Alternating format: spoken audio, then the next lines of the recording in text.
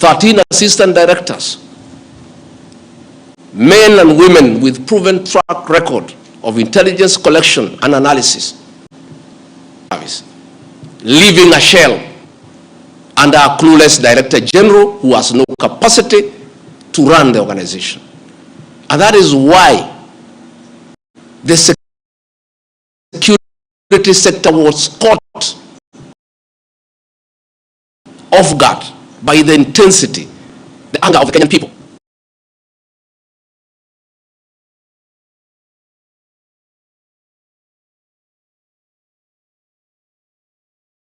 The agitation of the Kenyan people.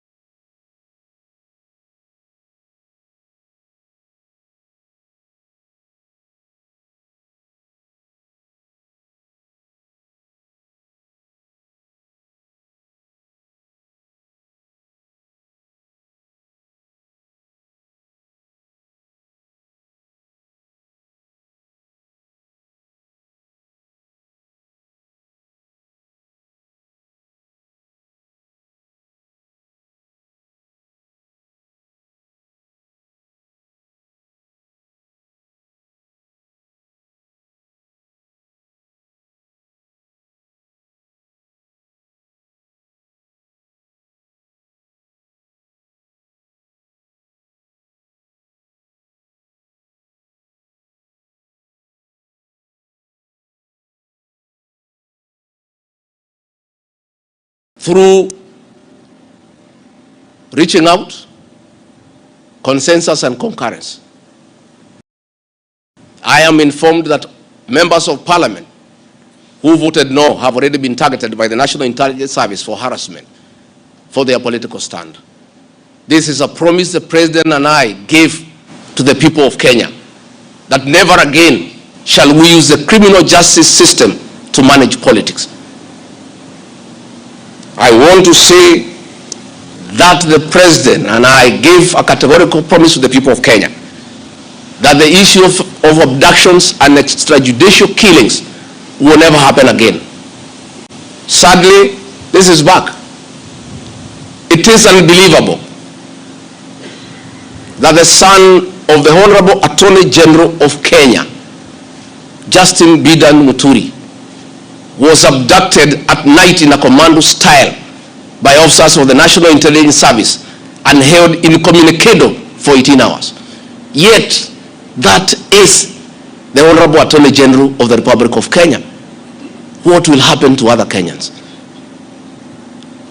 I want to ask our law enforcement agencies to dignify the President and I before the people of Kenya and not backtrack on the promises we made to the people of Kenya, that we shall never again use the criminal justice system to manage politics.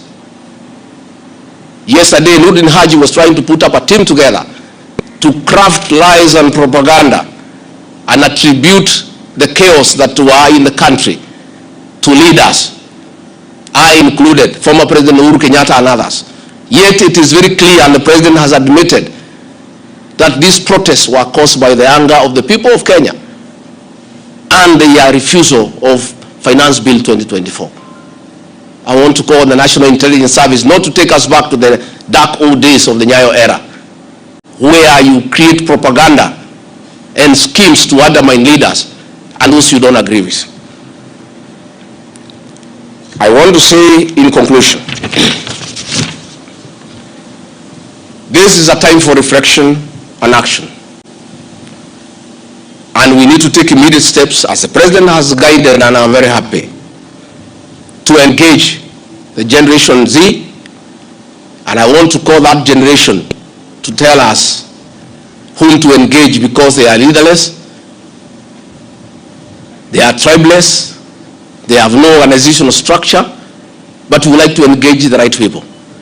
There could be a temptation among some young people around us in government to pick some friends of theirs and attempt to bring them for discussion. So I want to challenge our young people and salute them for their courage and conviction and the love for their motherland to come up with a structure on how they can engage government in accordance with what President William Ruto has guided this afternoon. In view of the very wise decision by the president, in conformity with the wishes of the Kenyan people, to withdraw Finance Bill 2024 that was in contention, as Deputy President of the Republic of Kenya and a patriotic son of this country, I want to appeal to Generation Z to call off the protests for tomorrow, because their cry has been heard by the president. The president has accepted that there was an issue, there was a disconnect, and the president has done the right thing. And I think it's only fair that we call off the protest so that we don't have further loss of lives and destruction of property. It's an appeal that I've made as a father, as a parent, to our young children. We love you, we respect you.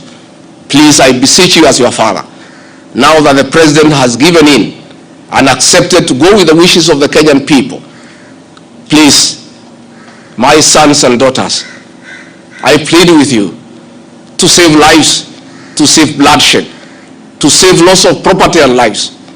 My sons, my daughters, please make an announcement this evening and call off the protest.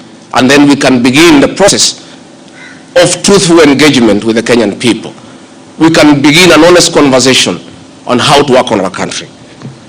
Finally, I want to ask the president and our government to consider a plan on how to help those families that lost their livelihoods as a result of lack of proper advice by the National Intelligence Service. All these things happen because of government failure. It should never happen. Let us see how to compensate to those families, those who are dead. We help those who are in hospital with bills, and we help to bury them. Again, I want to ask Kenyans not to punish members of parliament for the stand that they took. A government is formed by a political party. Once a government has a program in parliament and decides it is good for the people, members of parliament from that party must toe the line. I don't want you to punish our members of parliament. They just did what is right in terms of our political formation. Allow them to be. Allow them to support their government, because that's why they were elected as members of the government party.